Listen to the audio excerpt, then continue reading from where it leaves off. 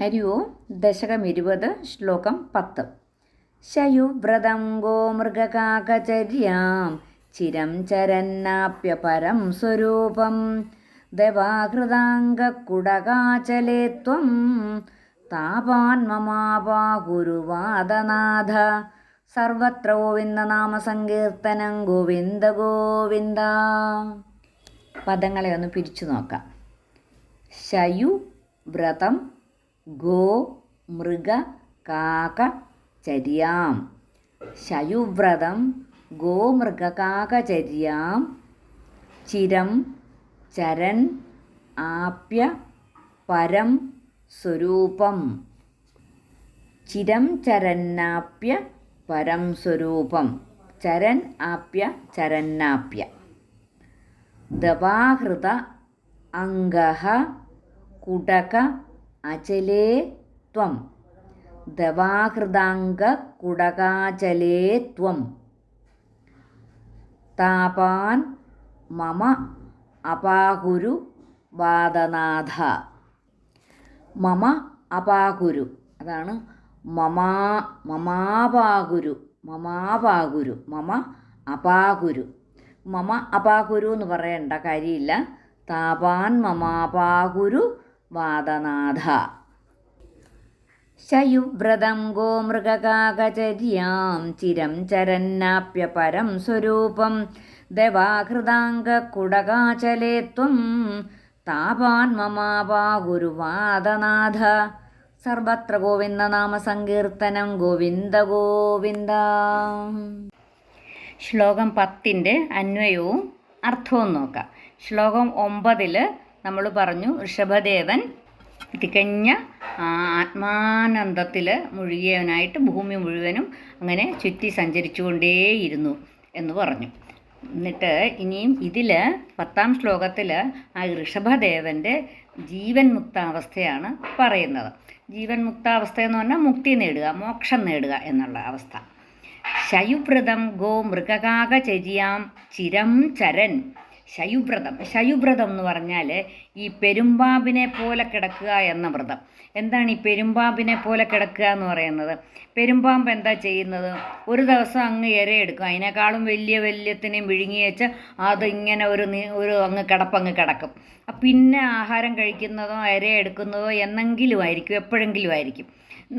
നമ്മൾ തന്നെ കൂടുതൽ ആഹാരം കഴിച്ചോ ഇതൊന്ന് പെരുമ്പാമ്പിനെ പോലെ ഇര എടുത്തേച്ച് കിടക്കുന്ന എന്താണെന്ന് ചോദിക്കത്തില്ലേ? ഒരു നേരം ആഹാരം കിട്ടി അതങ്ങ് കഴിച്ചു വെച്ച് അങ്ങനെ അങ്ങ് കിടക്കുക. അപ്പോൾ ഇതിൻ്റെ അർത്ഥം ഇവിടെ എന്ന് പറഞ്ഞാൽ ആഹാരത്തിന് പോലും ശ്രമിക്കാതെ, അല്ലെ ആഹാരത്തിന് പോലും ഉദ്യമിക്കാതെ ഒരിടത്ത് കിടക്കുക. അതാണ് ശയുവ്രതം എന്നുദ്ദേശിക്കുന്നത്.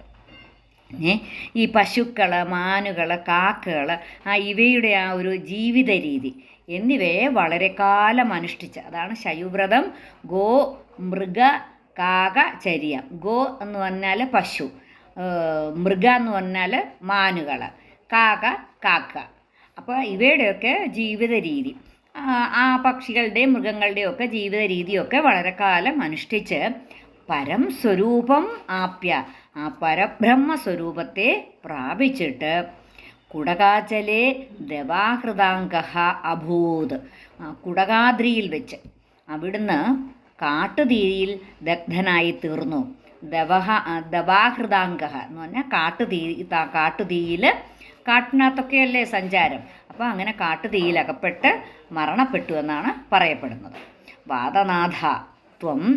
അപ്രകാരമുള്ള ശ്രീ ഗുരുവായൂരപ്പ അവിടുന്ന് മമതാപാൻ എൻ്റെ ദുഃഖങ്ങളെ അപാകുരു അകറ്റിത്തരയണമേ. അപ്രകാരമുള്ള ഗുരുവായൂരപ്പ അവിടുന്ന് എൻ്റെ ദുഃഖങ്ങളെ അകറ്റിത്തരയണമേ എന്ന് ഭട്ടതിരിപ്പാട് പ്രാർത്ഥിക്കുന്നു. അതുപോലെ നമുക്കും നമ്മുടെ ദുഃഖങ്ങളെ അകറ്റിത്തരയണമേ ഭഗവാനെ എന്ന് നമുക്ക് പ്രാർത്ഥിക്കാം.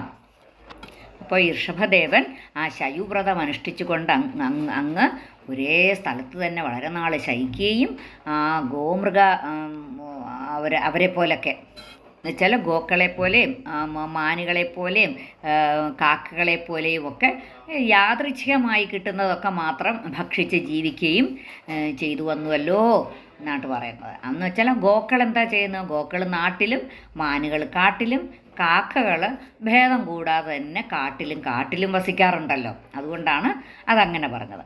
അപ്പോൾ അതുപോലെ ഒരു അവധൂതനായ അവിടുന്നും ദേശഭേദമന്യേ എല്ലായിടത്തും സഞ്ചരിച്ചുകൊണ്ട് വളരെ കാലം കഴിച്ചു കൂട്ടിയില്ലേ. അവസാനം ആ ബ്രഹ്മസ്വരൂപത്തെ പ്രാപിച്ചിട്ട് പിന്നെ കുടകാദ്രിയിൽ ഒരിക്കലുണ്ടായ കാട്ടുതീയിൽ ശരീരം ഉപേക്ഷിച്ചു. അങ്ങനെയെല്ലാമുള്ള ശ്രീ ഗുരുവായൂരപ്പ, അവിടുന്ന് എൻ്റെ ദുഃഖങ്ങളെല്ലാം തീർത്തു തരയണമേ. ശയുവ്രതം ഗോമൃഗകാകചര്യാം ചിരം ചരന്നാപ്യ പരം സ്വരൂപം ദവാഹൃതാംഗകുടകാചലേ ത്വം താപാൻ മമാപാകുരുപാദനാഥ. സർവത്ര ഗോവിന്ദനാമ സങ്കീർത്തനം. ഗോവിന്ദ ഗോവിന്ദ.